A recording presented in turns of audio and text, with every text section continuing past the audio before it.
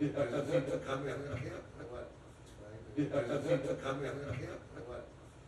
So just chilling, doing, huh? Yeah, we're just working in the office. Which, media? Al-Mayadeen. Huh? Al-Mayadeen. Arabic language. Yeah, but you're based in Kuwait.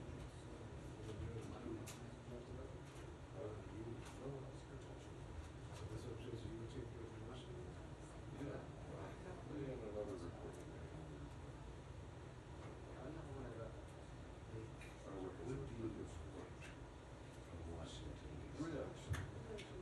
This thing on the internet, like, see the general get one line, and just to that, the little bit of More analysis. More analysis. See, yeah. More reaction.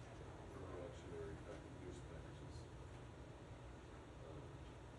Live shots, for reporters and things. That's a good guy there, but the name of Muhammad Khalid.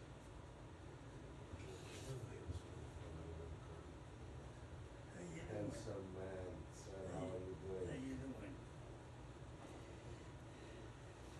Mr. Jackson, it's been nice that you moved over there from me, okay? This is like shifting. And you are sitting next to your own other epic times, buddy, that's. So he's from our sister at work. Yeah, I mean, CCD. sister or brother, I mean, my sister, because you're cousin. Why sister, why not cousin or brother or like, you know what I mean?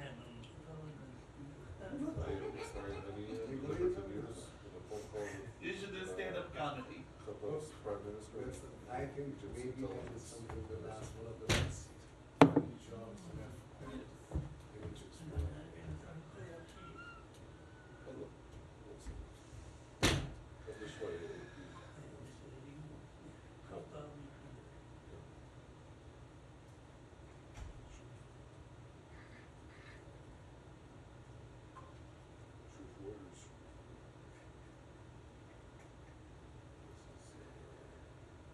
I'm gonna give the Chabad the Kiyam Kha, Bilal and Daftar Kiyam. You can do it.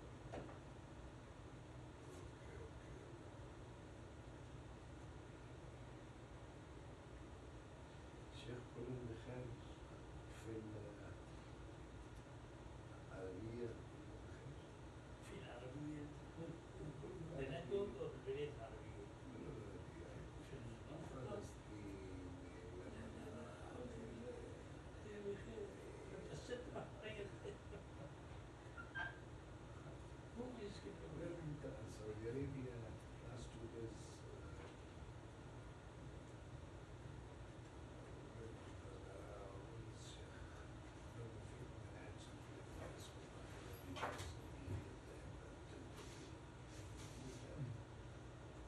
Reuters accepts ceasefire proposal. right now. Yeah. Reuters. It's very good.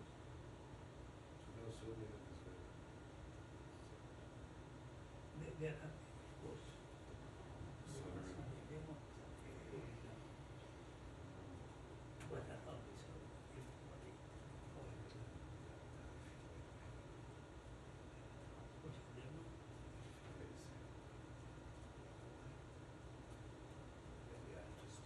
Who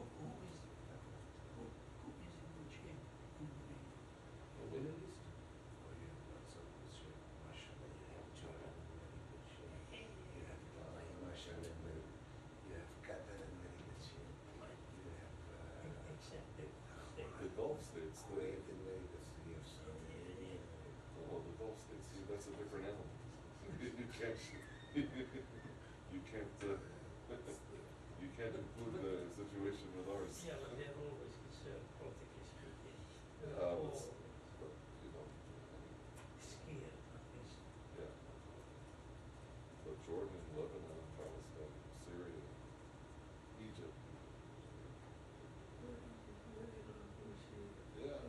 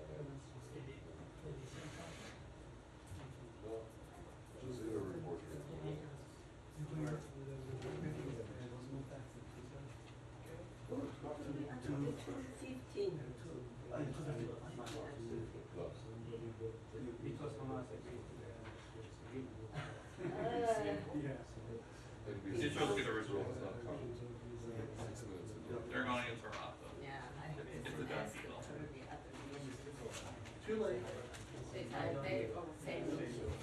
You don't think what? How are you? Pretty much, yes. But they ignore us. Too late. As soon as they put something before you already, yeah. How are you? Good. Not so bad. Yeah. Yeah. So much? Nothing. No. They just issued the It's first expected. execution It's expected. and there were, a lot of protests Because it's and really, nothing else.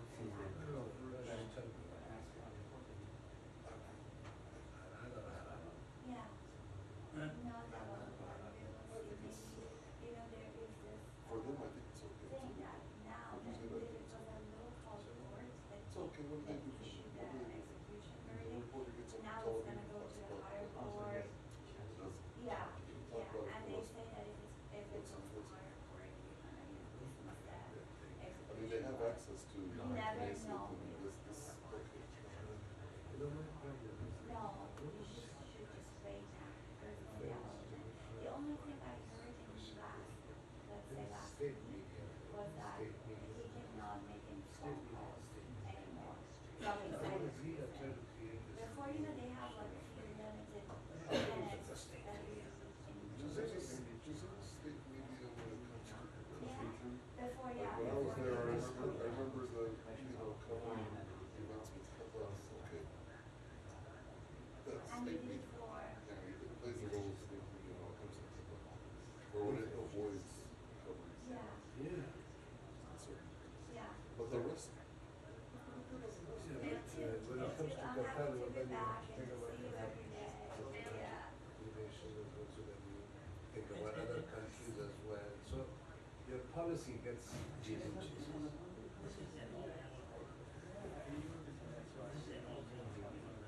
Yeah. No, but this is the first What- time what I you think shut is- down, I feel. What I think when you take in the fact that Netanyahu has ordered the South East to leave off,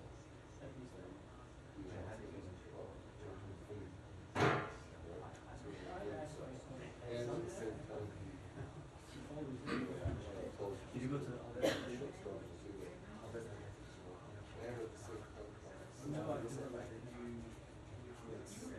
yeah, it's like all this together. It's,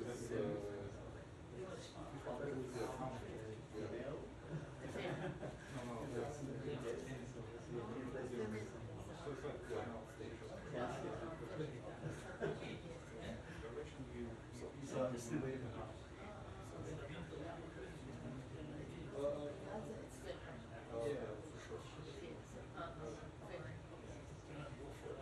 yeah.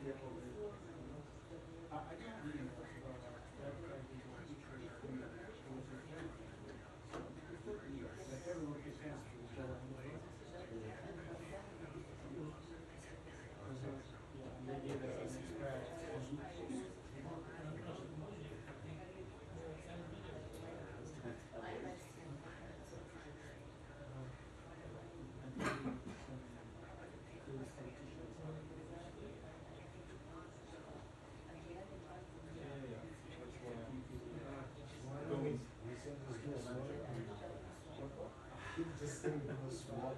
Yeah. They just announced the plan to prepare for next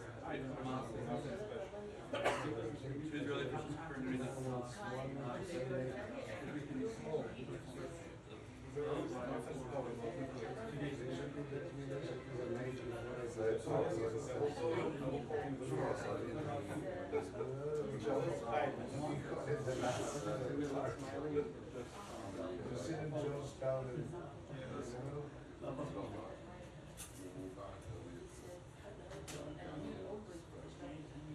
Yeah, that's what I went last week. Made him choice.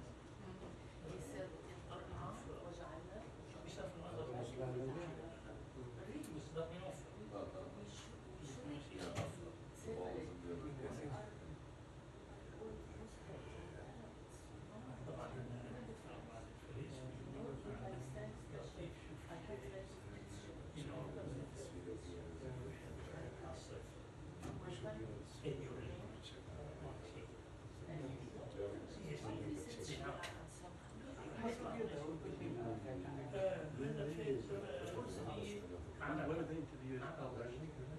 What were they interviews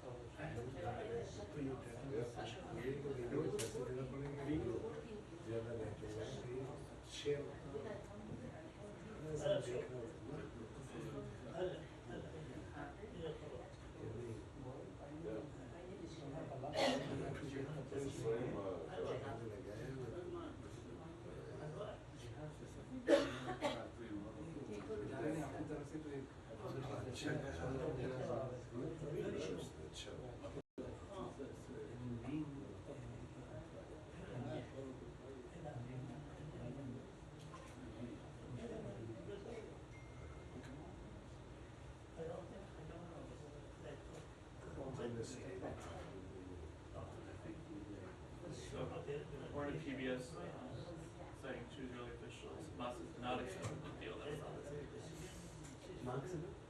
Does not accept it, according to PBS, citing two Israeli officials. So it looks like there's a divide between the political and military wing of Hamas. Yes, because he is the head of the political bureau of Hamas.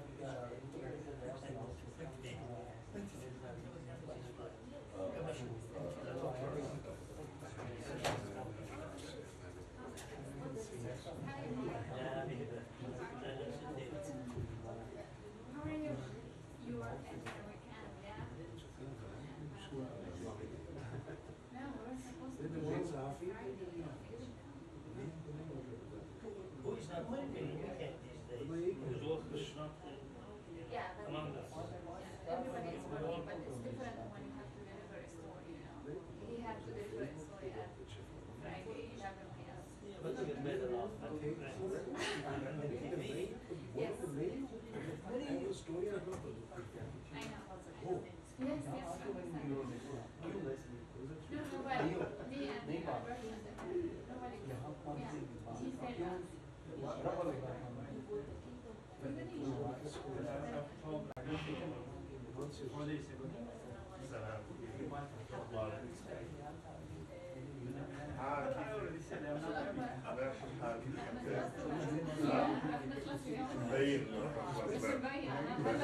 other person. Nobody. Yeah. She said us. That's what you would do.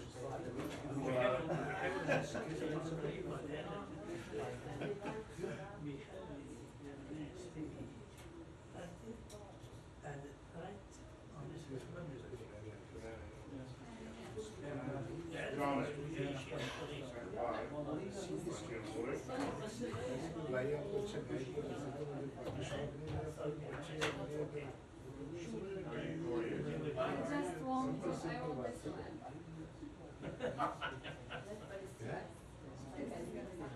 Who does it?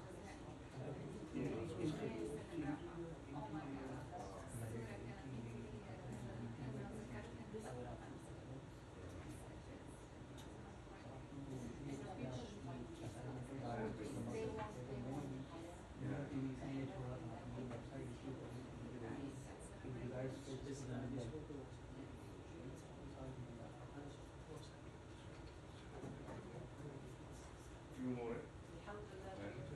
Hi, David, how are you? Good? Sorry.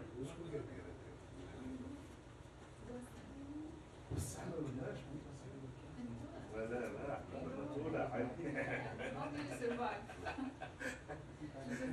انا عن نفسي I know, you. I want to take my off. I know what you want, but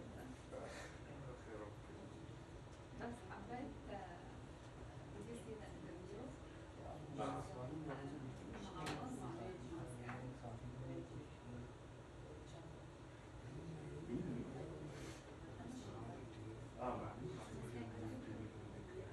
عامل معاهم قابل مع سكين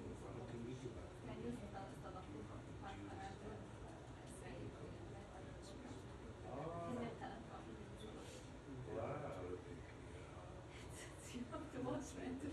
I have to. I shared it with you.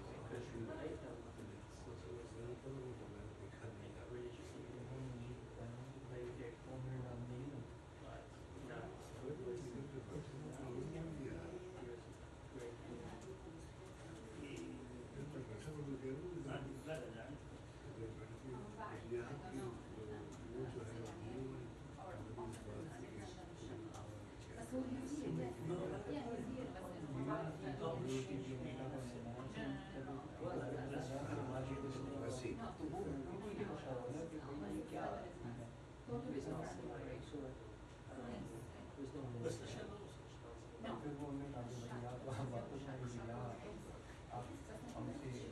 he's here, but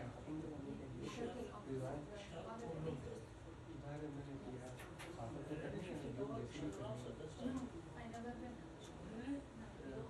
I don't know that.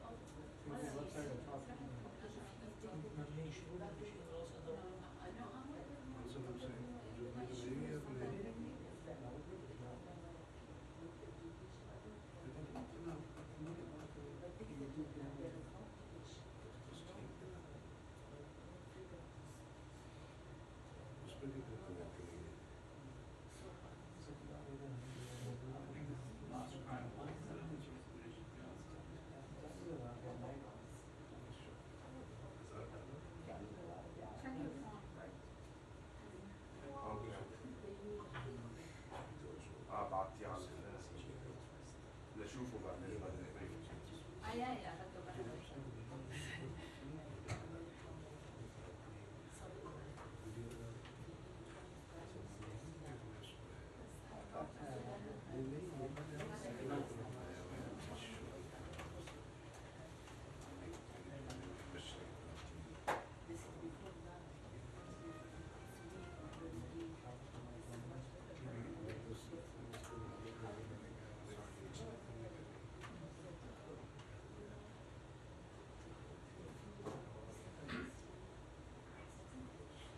بس غريبة هاي الوصل يعني الافتتاح لا بس انت المؤلف انه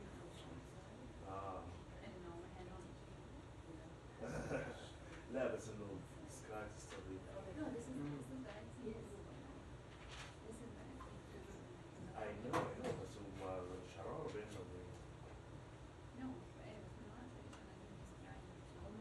how much you watch let's talk yeah But again, this is the right thing to do. it is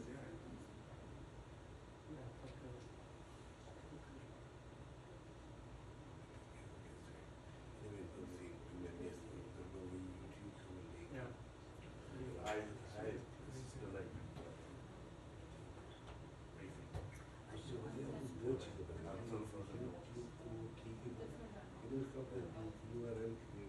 Where'd you see that?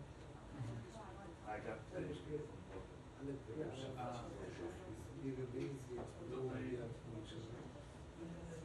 wanna get the statements right here, so that Because of this.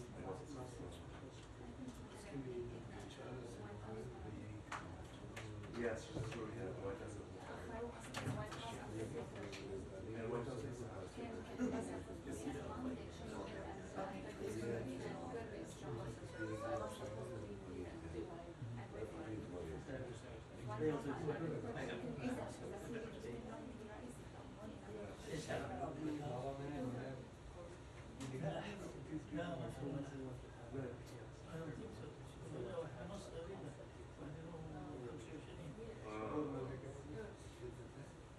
But it's so hard, but now, I was three. Delayed.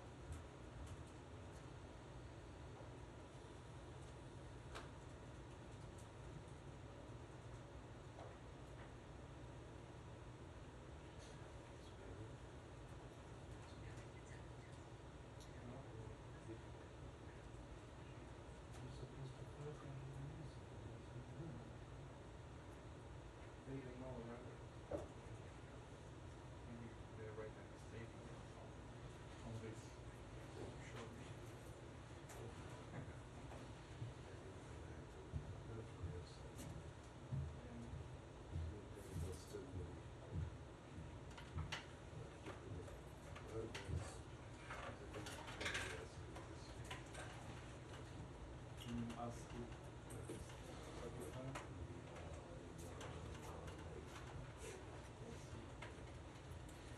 little guy looks skinny to me too.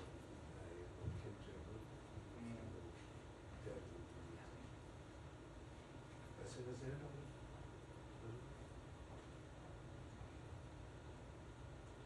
She has too small people.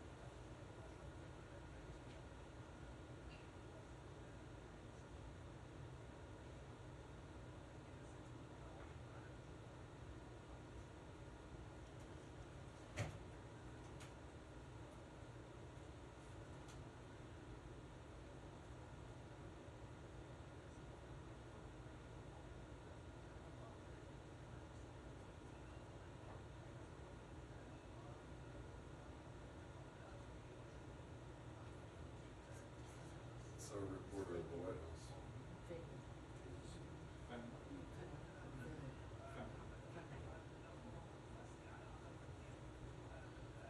Said it's too early to get a reaction yet. There's no reaction. You just did it for the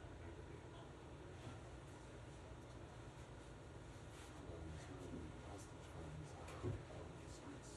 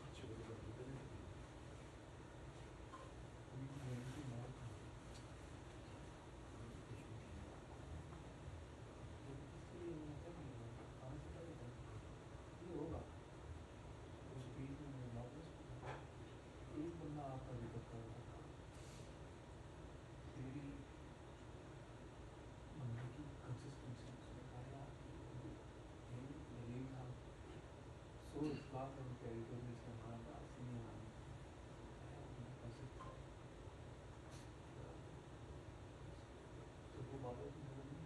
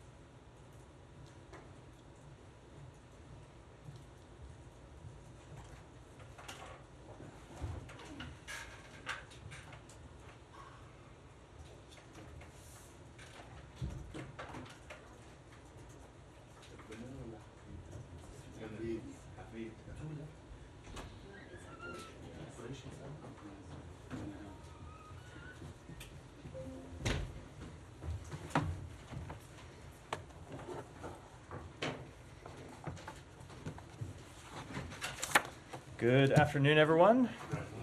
Don't have any opening comments, so You Matt? have nothing to say. I think Nothing I is think, going on I in think the I world. imagine what your first question is going to be. So Well, so actually, go ahead. you know what? I'm going to surprise you because I don't want, before we get into the long back and forth about Rafah and the ceasefire, I want to ask you if you can just answer this straight and simply and straight about the Israeli closure of Al Jazeera.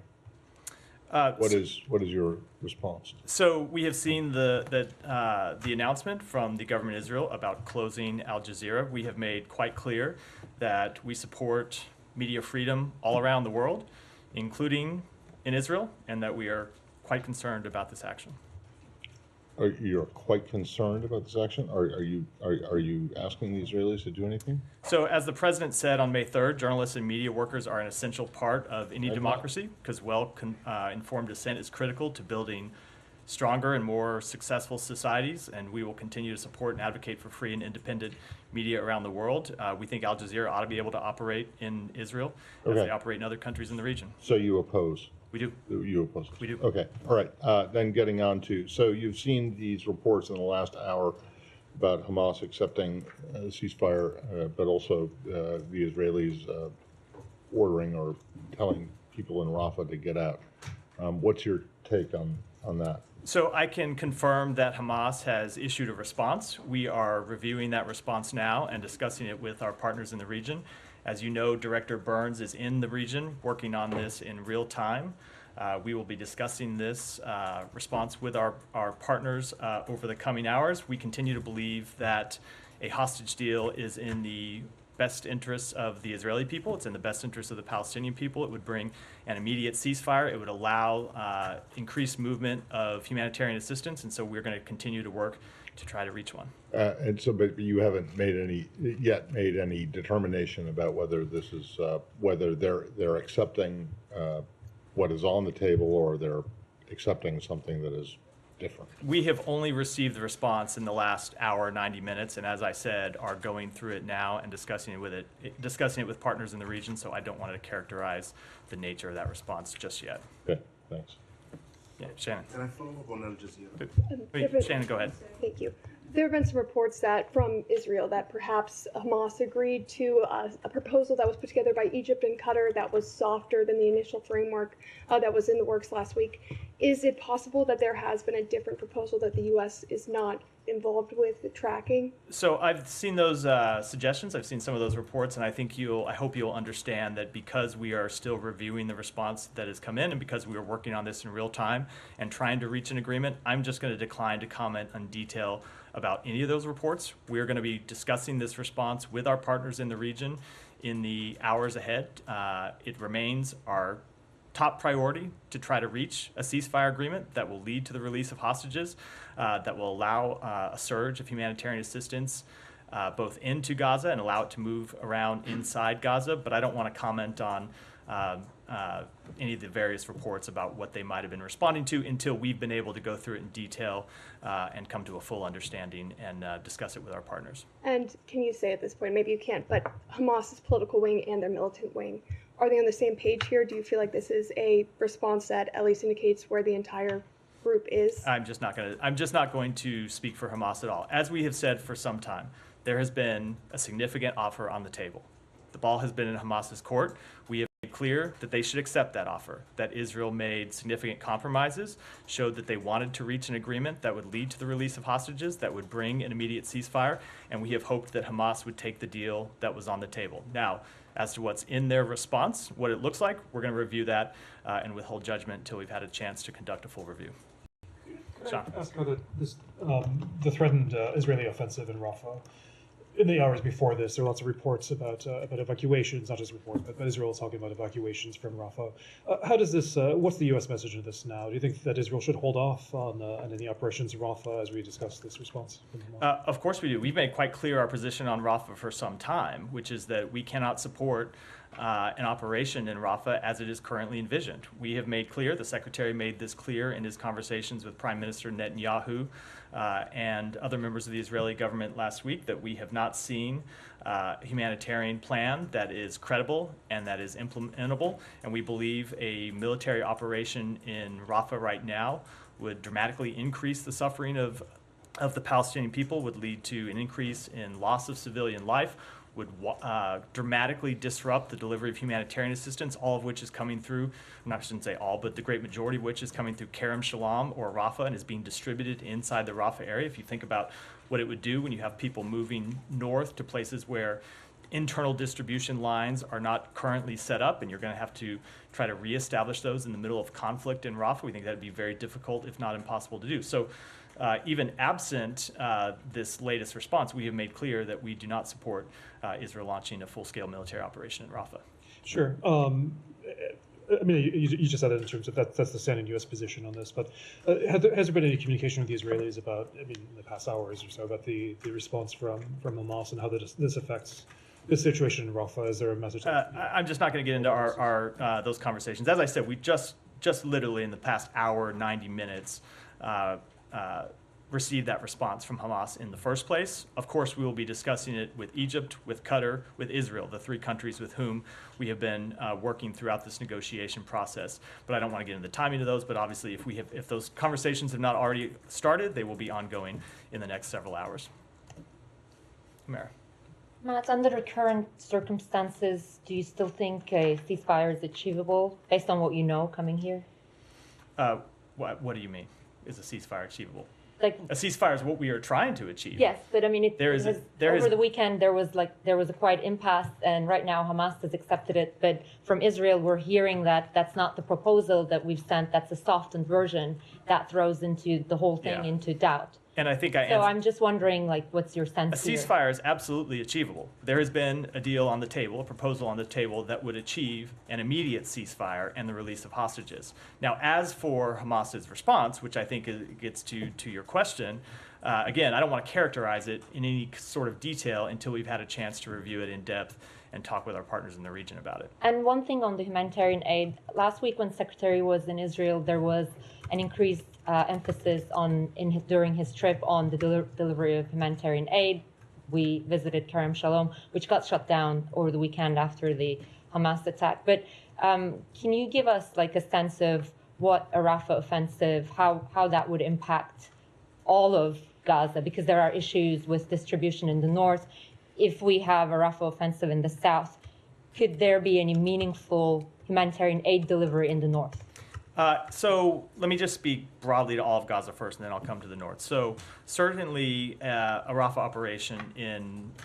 operation would make it incredibly difficult to sustain the increases in humanitarian assistance that we have been able to deliver over the past few weeks since the president's call with Prime Minister Netanyahu on April 4th. You have seen an increase in the number of trucks going in through Kerem Shalom. You have seen an increase in the distribution inside of Gaza, including inside southern Gaza. All of that would be put in jeopardy by a Rafah offensive because obviously, just look at what happened in the past 24 hours when you saw Hamas rocket attacks on Kerem Shalom that led to the death of 3 IDF soldiers and led to the closure of Kerem Shalom. If you had an ongoing kinetic military operation, it doesn't take a genius to figure out the impact that would have on the delivery of humanitarian assistance, not just through Kerem Shalom, not just through Rafah Gate, but of course inside all of Rafah and all of southern Gaza. Now, separate from that, we have been working on standing up additional delivery mechanisms to get aid directly into northern Gaza without having to go through Kerem Shalom. Not because we anticipated an upcoming Rafah operation, but because it's so difficult to get aid through Kerem Shalom and then move it all the way to the north of Gaza. So that's why you saw the opening of Erez Crossing, which is something that the president insisted on and something that we achieved last week when the secretary was there first in Jordan and then in Israel. So you can have trucks move directly from Jordan through Erez Crossing in the north, not have to go all the way to Kerem Shalom, come back up north.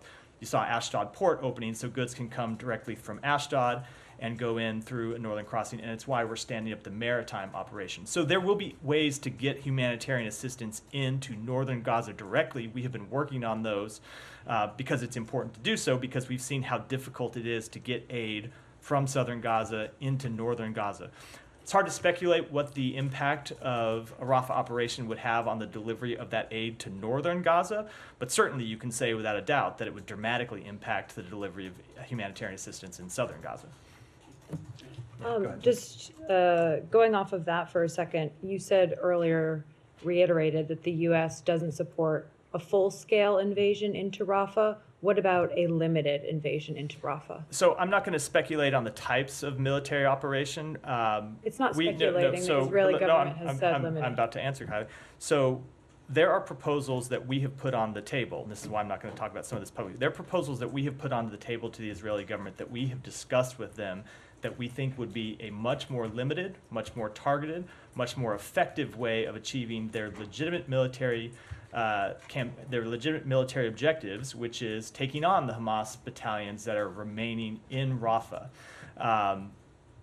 Those look very different than the types of operations that we have seen proposed publicly by the Israeli government, and I think I'll leave it at that. So just to be clear, what you've proposed to them isn't your understanding of what they're planning to go ahead with in the near future? I'm not going to speak to what they might be planning to go ahead with. I'll let them speak to that. We've seen the announcement they made today about evacuation orders for not the entire southern Gaza, the entire Rafah area, but for a significant portion of it, 100,000 people. And of course, we have concerns that any evacuation at all in such a crowded area, if you see 100,000 people move, you're going to see other people in the next area move as well, which of course is something that you want to see happen if there's a military operation. But the problem now is there's such limited places for them to go inside Gaza, and there is no effective way to distribute aid to them and make sure they have access to shelter, access to sanitation in the places that they would go if, say, you had hundreds of thousands of people moving from Rafah. And then, without characterizing the Hamas response, given you guys are still reviewing it, would you say it's a hopeful sign that they have given a response here? I think that would be characterizing it, so I'm going to decline to do so until we have completed that review. And when do you think you'll be able to complete that review? When should we expect an assessment from the administration? The Director Burns, as I said, is in the region literally working on this right now. I don't want to put a timetable on it, but it's something that is a top priority for everyone in this administration, from the president on down. You saw that the president had a phone call with Prime Minister Netanyahu today. Achieving a ceasefire deal that would lead to the release of hostages was one of the top priorities of the Secretary's trip when he was in the region last week. So everyone is focused on this. Everyone is trying to get a deal over the line. Thank you. Last week there was some reporting that the Biden administration had put a hold on a shipment of US-made ammunition to Israel. Have you seen that report? Can you comment on its accuracy? I have seen on that report. As is usually the case, we don't comment on specific cases of arms transfers, and I'm not going to do so here. Thank you. Yeah, Saeed. Just to clarify on the offer that you said was generous and on the table, and what seems to be accepted now. Does that mean that the ball is no longer in Hamas's court? Saeed, it's impossible for me to answer that question without characterizing the response that Hamas has given, which I'm not yet willing to do. Okay, all right. On Al Jazeera, now we know that Israel is accusing the correspondents of Al Jazeera, our colleague, who are Israeli citizens, by the way, accusing them of incitement that goes back many years and all these things, a crime that is punishable by imprisonment. Are you worried that these correspondents might actually be imprisoned by the Israelis? And if they are, what would the government of the United States do? So I'm not going to speak to those specific allegations. It's not something that we've reviewed in detail. We would have to do that. I'm certainly not going to speculate about what we might do in response to an action that has not yet been taken. I will just reiterate that when it comes to the decision to shutter Al Jazeera's operations in Israel, it's something that we are concerned by.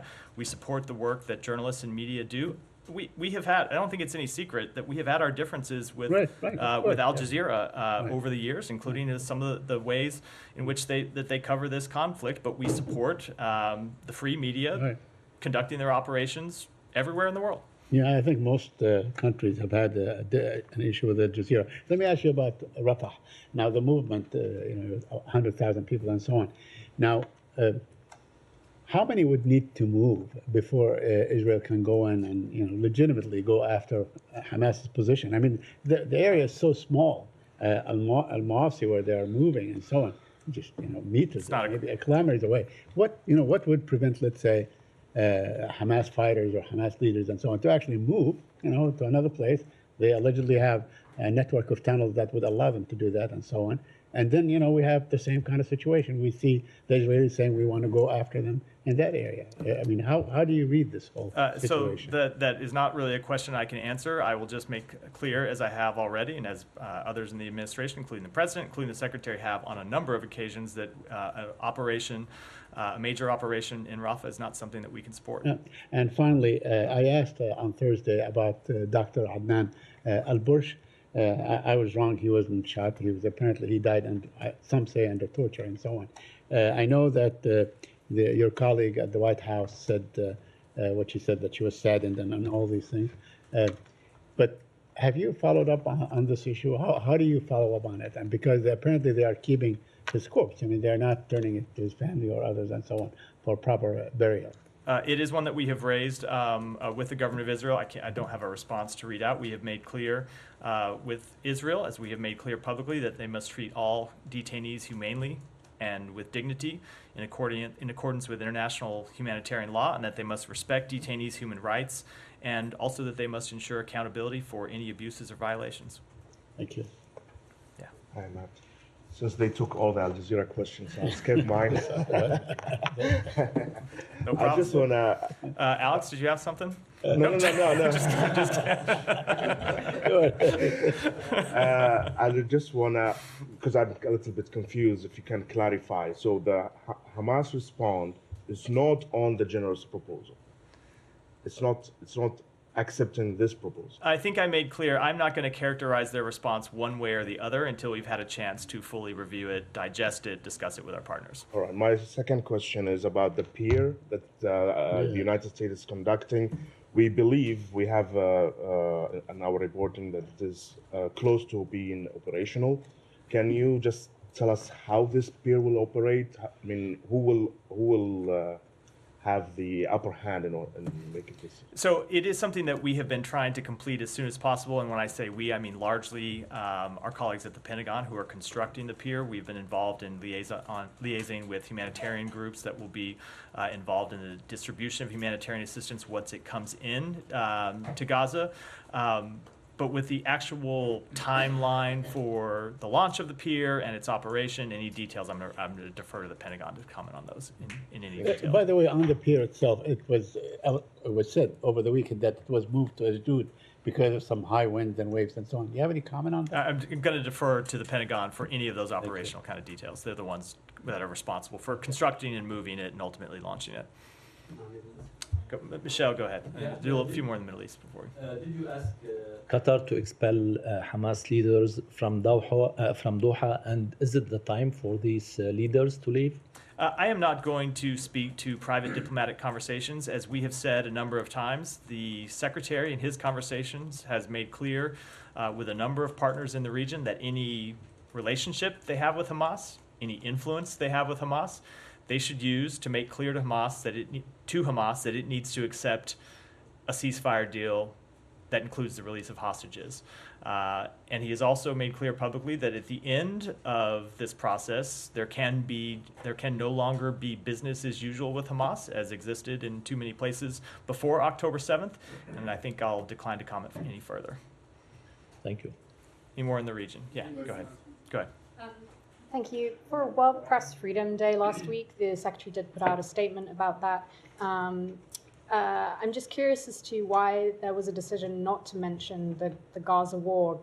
Granted that many journalists are being affected by a lack of press freedom around the world and also being killed in various conflicts, but there was a substantial number of journalists that were killed in Israel and Gaza at the end of last year. Was there a reason why that wasn't mentioned? No, the Secretary has spoken to that a number of times, including in the region, including speaking directly to the colleagues of journalists in some instances who have lost their life tragically. We mourn the death of every journalist. You've heard the Secretary speak to the fact that it is because of journalists in Gaza that we see what's happening, that the world knows what's happening. And so we support their work. We want to see it continued. And we mourn the loss of every journalist, and have spoken to that many times since the outbreak of this conflict. Thank you. Just Yeah. one more on just on Kerem Shalom. Yeah. Is it your understanding that the Israelis have agreed to reopen it after the attack that happened on Sunday? So yes, that was it. If you looked at the readout from the president's call, it but- noted that the prime minister had agreed to open it in that conversation. Okay, because, the secretary was just there on Wednesday.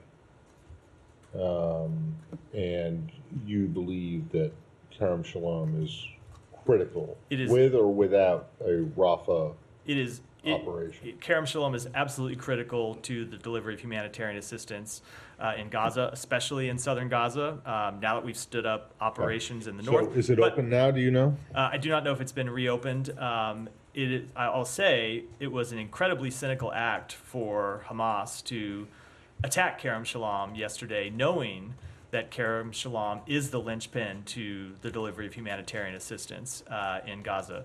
It goes to this point we've made on a number of occasions that Hamas claims that they represent the interests of the Palestinian people, but when you see some of their actions, and we talk about them hiding behind humans, using them as human shields all the time, when you see them attacking the gate that serves as the delivery point, as we saw, you were there last week, as we saw with our own eyes, the delivery point for humanitarian assistance into Gaza, it really does undermine any claim that they have to acting on the people of Gaza's behalf.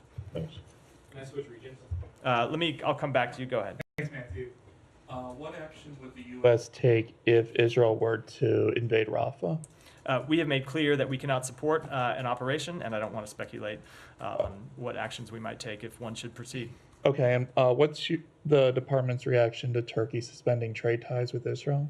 I don't have any comment on that. They are both allies of ours, and we would encourage them to work through their differences, but I don't have any specific comment. And finally, what is the department doing to hold the CCP accountable for continued Chinese assistance to Russia's defense sector?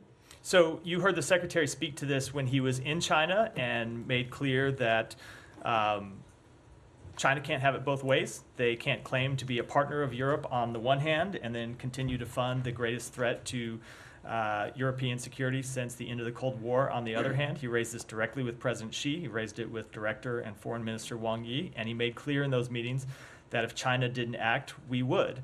And a couple of updates to that. You saw us roll out additional sanctions on Chinese entities who have supported Russia's defense industrial base last week. And then I want to note that we made clear that it is not just the United States that is concerned about China's activities, but it is also our partners and allies in Europe. And, President Xi is in Europe today, meeting with President Macron, meeting with the president of the EU. And if you noted the comments from the government of France, they very much intended to press this same case with President Xi and make clear what a threat they see it the way we see it, which is that it is a threat not just to Ukraine, but it is a threat to European security. And we think it's important that our allies and partners stand strong in sending that message as well. And just one more. Yeah. What is the department's message today, given it's Yom HaShoah, Israel's Holocaust Remembrance Day, especially with Israel having suffered several months ago the largest single-day massacre of Jews since the Holocaust? And I know the secretary. The secretary put out a statement on that yesterday where he reiterated what has been our continuing message, which is never again. And I think you'll see this president speak to this further. Matt, can I piggyback off? He would go ahead.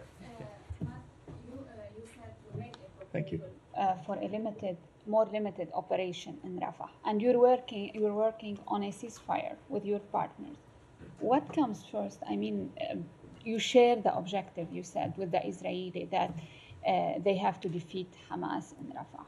But since you are working on a ceasefire, it's a little bit confusing. What you support, what's the priority here? Our immediate objective is to achieve a ceasefire that alleviates the suffering of Palestinian people, that secures the release of hostages.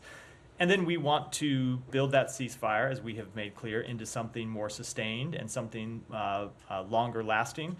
I'm a little bit of a bind here because I can't really speak to the options that we have proposed to Israel. You can see why we would want to keep those confidential, but we have proposed options that we believe are more effective and would be more effective in dealing with the threat that Hamas poses, and those are options that they could pursue, and I think I'll leave it. Unfortunately, I have to leave it at that.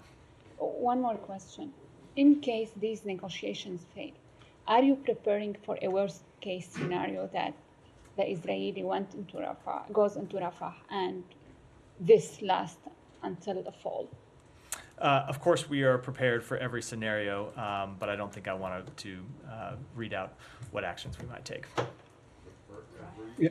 Well, Agent? that's a fair point, Matt. Every scenario that you can reasonably You know, predict, what happens we if, like, prepare aliens for. come down? That's why I said every scenario you can You're reasonably prepared for predict. that one If too? that happens, I'll run to the hills right behind you, probably. Nike, go ahead.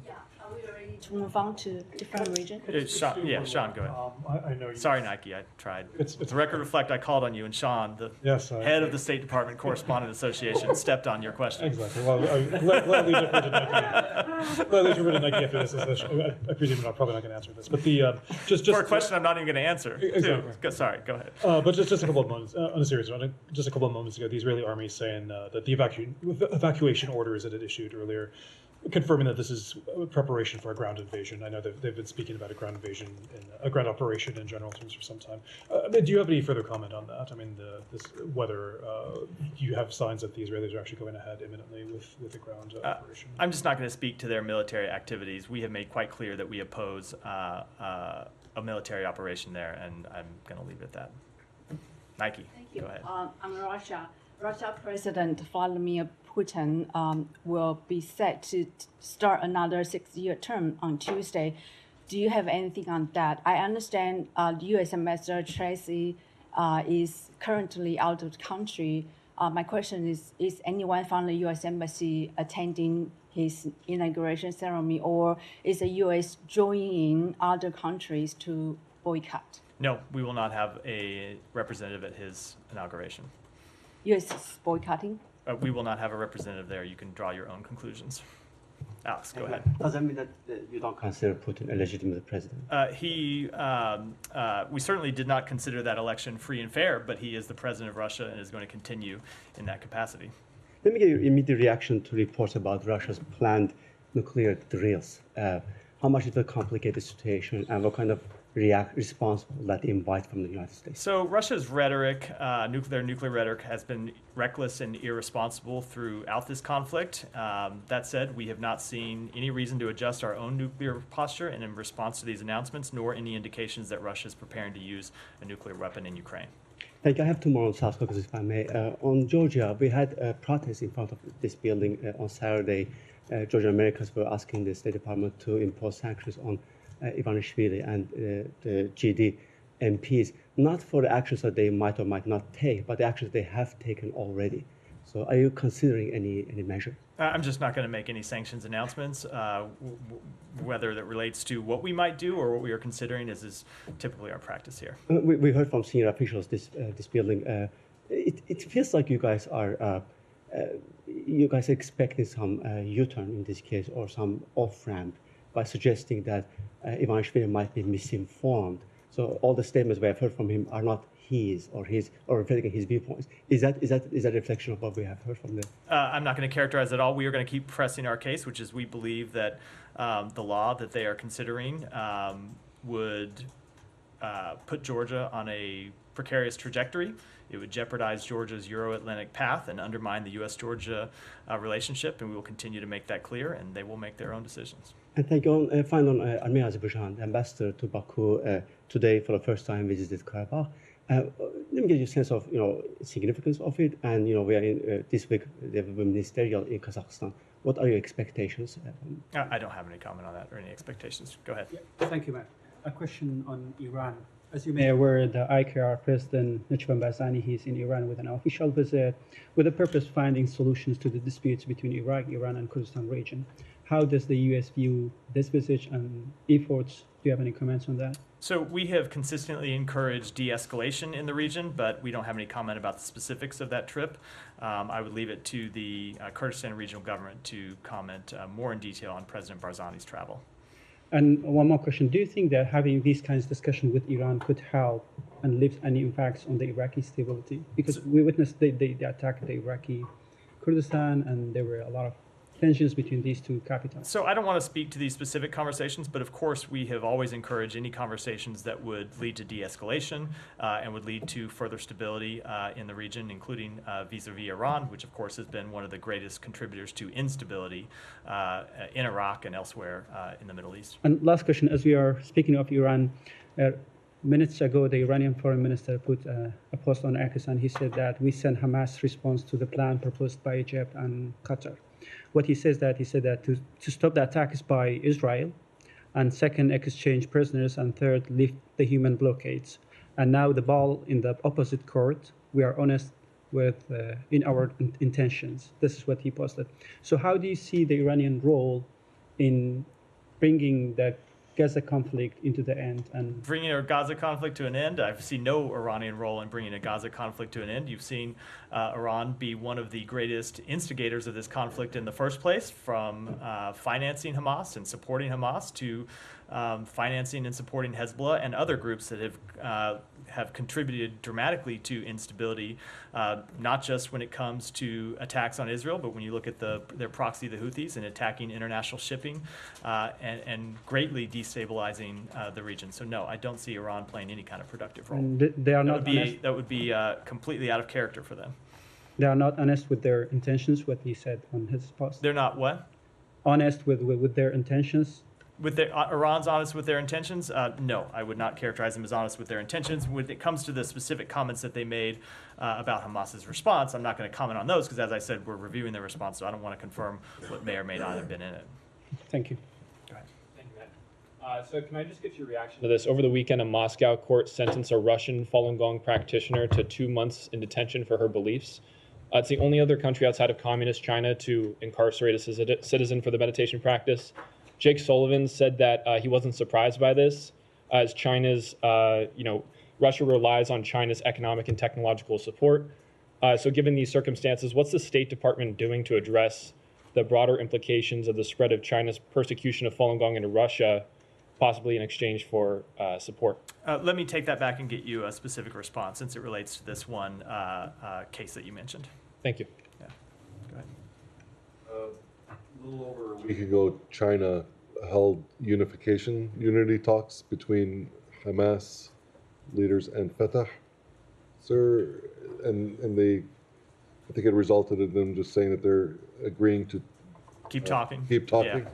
What's your reaction to China being involved in unity talks between these? So I don't have any reaction to them playing a role in these talks. We saw previous talks take place between Hamas and Fatah in Moscow. They've held talks in other locations.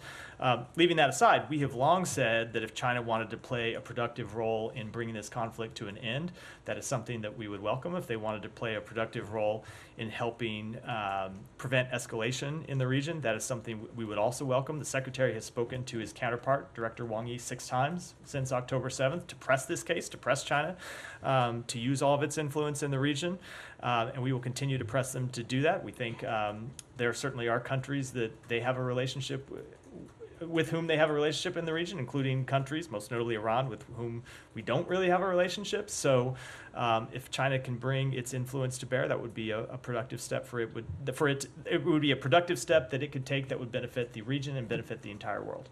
One more on Saudi Arabia. Yeah. The other day you had said that in order for normalization to take place between Saudi Arabia and Israel, that Saudi Arabia is looking for calm in Gaza.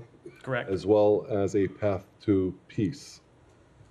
That path to peace, is that the Oslo Accords? Is that something different than Oslo? Is that expanding on Oslo? Or? So I don't want to get into the details because it's something that we still continue to talk with Saudi Arabia about, but it is a path to the establishment of an independent Palestinian state with security guarantees for Israel, and the details of what that would look like is something that we're continuing to discuss with them. So would that make Oslo irrelevant? I don't want to, it is a negotiation and a discussion that is ongoing right now. I don't want to characterize it in any way with respect to how it would interact with past agreements. Thank you. Yeah, go ahead. Thank you. Yeah. A ceasefire deal doesn't end the war in Gaza. It means returning to fighting again and more Palestinian civilian victims, as it's happened daily. Tens of thousands have already murdered due to the bombing and the famine imposed by Israel, most of them children and women. My question, why the U.S. doesn't intervene to stop the war completely? I mean permanent ceasefire, especially that the Palestinian civilian killed with the American weapon. So we have been working incredibly hard, it's been the focus of most of this briefing, to achieve an immediate ceasefire that would stop the fighting in Gaza and would alleviate the suffering of the Palestinian people, those who have died as a result of the conflict, and also those who are suffering as a result of lack of humanitarian aid or inability to access humanitarian aid. Now, that's the first step. We want to get an immediate ceasefire, and then we do want to see it turn into something more durable. We're going to try to work to bring this conflict to an end as soon as possible. That said, and I know I've hammered on this in the past, and the Secretary has hammered it in the past, Hamas could achieve an immediate ceasefire right now.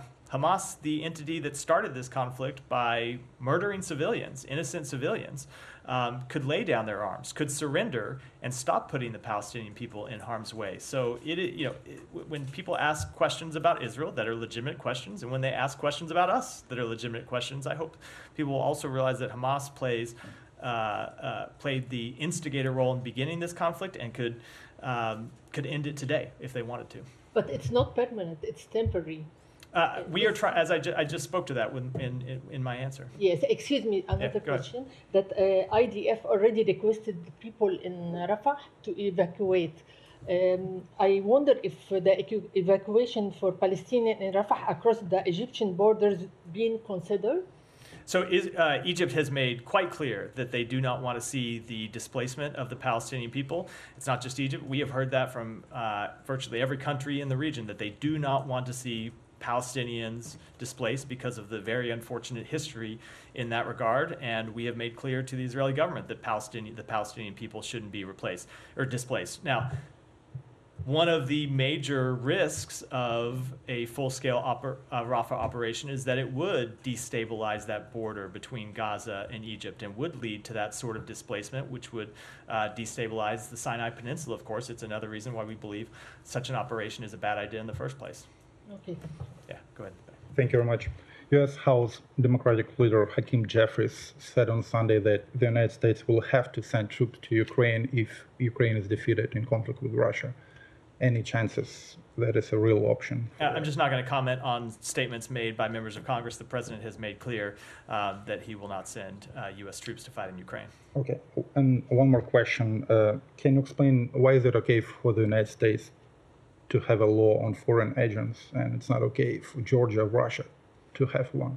So the difference is in the nature of those laws. When you see the United States Foreign Agents Registration Act, it is to people who are acting on behalf of a foreign government, not people who are doing legitimate non-government organization work, who are doing humanitarian work, who are doing civil society work. It's a very different type of thing. I've seen those false equivalencies drawn in the past, and when you look at the text of the proposal in Georgia and the text of the proposal that has been passed due to Kremlin influence in other countries, they are very different than the type of law that we have on the books here in the United States.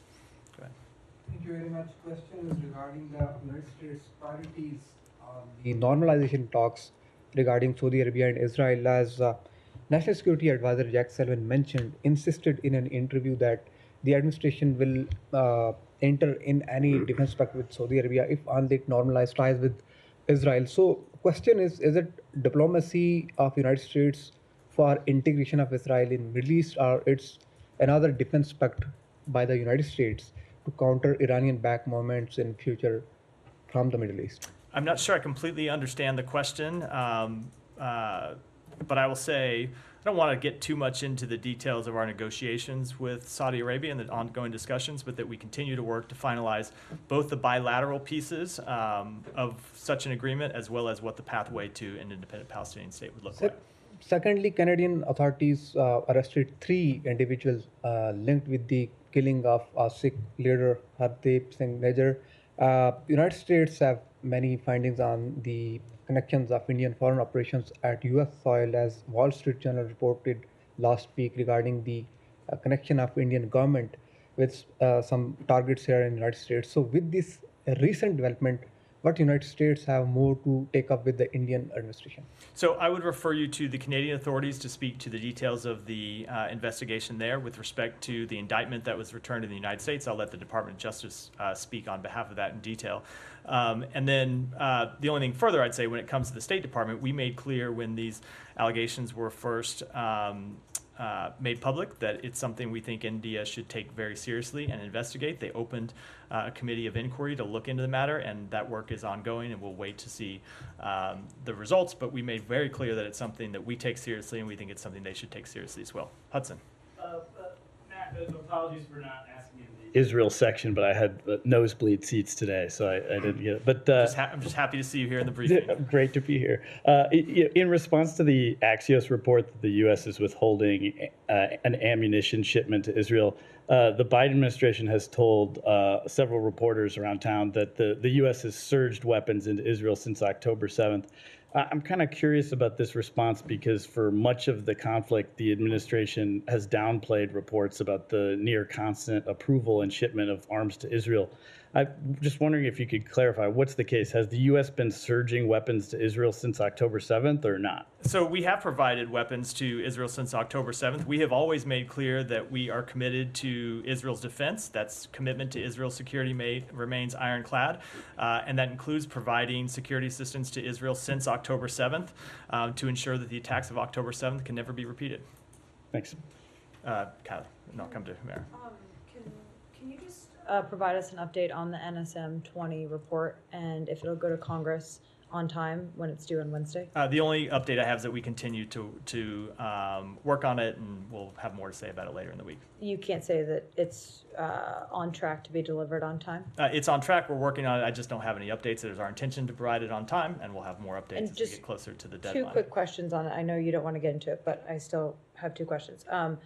There are concerns among lawmakers that the political military bureau in this building is leading the drafting of the report, and I wonder how you respond to that. So I'm not going to get into the internal mechanisms that we go through to develop such a report, but I will say that a broad spectrum of the department will contribute to this report. People will have a chance to make their views known. People will have a chance to offer their assessments of what they've seen. It's important that different bureaus inside the department, which bring different skills to bear and different points of view and different capabilities, have the chance to review both of the tasks that we were given in the report, both when it comes to compliance with international humanitarian law and the delivery of humanitarian assistance. We expect all of them to speak candidly about what they've seen and make their recommendations and make their honest assessments, and we'll deliver a report that reflects that. And one more question. The memorandum requires all recipients of U.S. weaponry, including Israel, to make assurances that they're using those weapons, quote, in a manner consistent with all applicable international and domestic law and policy, including international humanitarian law and international human rights law.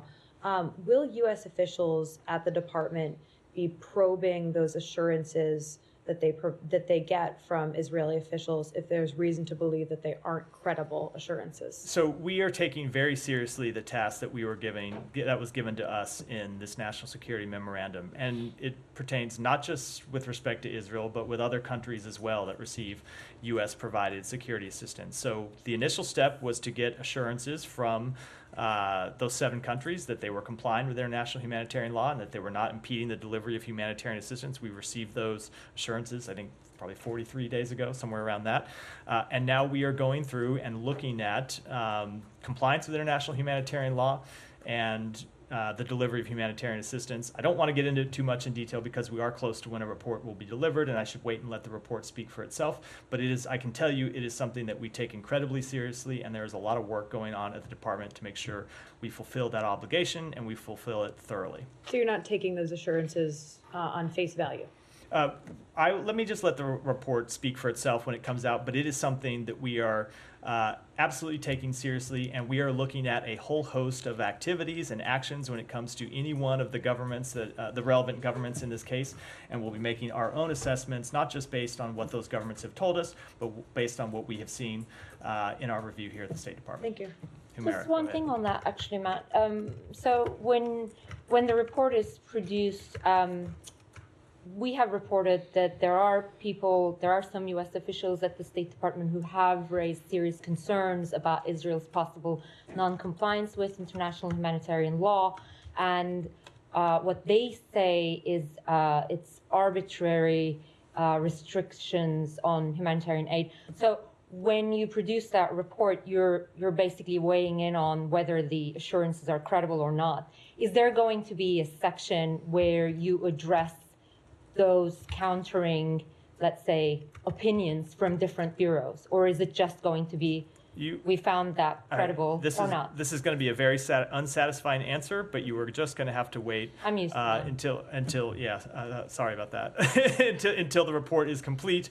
But I will say that one of the strengths of this department is that we have people with a rich diversity of experiences, a rich diversity of expertise, and a rich diversity of views, and the Secretary takes all of those seriously. He takes all of their point of view seriously, and the entire senior leadership of the department looks at the entire landscape when compiling, when going through an exercise and compiling a report like the one we are doing right, here. But really, from a format point of view, it's just going to have like one assessment. And that I'm just not gonna speak to. Okay, and will there be a recommend? Because you said in your answer to Kylie, you said we collect recommendations. Can you confirm there's going to be a recommendation one way or the other from the legal department? I'm just not going to speak to the internal mechanisms of a report that is still being compiled. Okay, thank you. Go ahead, Saeed, and then Sean, and we'll wrap. Yeah, very, very quickly, but on breaking international law and so on, is the threatening of the ICC by Israel or even by members of Congress itself a violation of international law? The threat itself? I am not enough of an expert in international humanitarian law to speak to that. We have made clear that we do not believe the ICC has jurisdiction in this case. And I'm just saying the threatening of the ICC by Israel. You should take it up with an international humanitarian lawyer. Go ahead, Sean. Sure. Two things, two different topics. Rwanda. The Rwandan government didn't really like a statement that you issued last week, saying that the Rwandan Defense Forces were involved in the attack near Goma on the east of the DRC, saying that the statement's ridiculous and that the Rwandan forces weren't involved in that. Do you stand by that? Has there been any communication with Rwanda? We absolutely do. The attack in question came from the Rwandan Defense Forces and M23 positions on the Muganga IDP camp. The government of Rwanda must investigate this heinous act and hold all of those responsible accountable, and we have made that clear to them. Yeah, has there been a communication directly with the Rwandans? I'm not going to speak to diplomatic conversations, but we have made quite clear what we think about this act and the fact it ought to be investigated. Great. And then a completely different topic. Mexico. There 3 surfers were killed. One of them in America. Do you have any lines, any communications with the U.S.? Yeah. So we can confirm the death of a U.S. citizen, Carter Road, near Ensenada, Mexico, and are closely monitoring the situation. We offer our sincere condolences to the family on their loss. We are coordinating with local law enforcement on their investigation into the matter, and out of respect for the privacy of the family, we will decline to comment further at this time. And with that, wrap for today. Thanks, everyone. Thank you.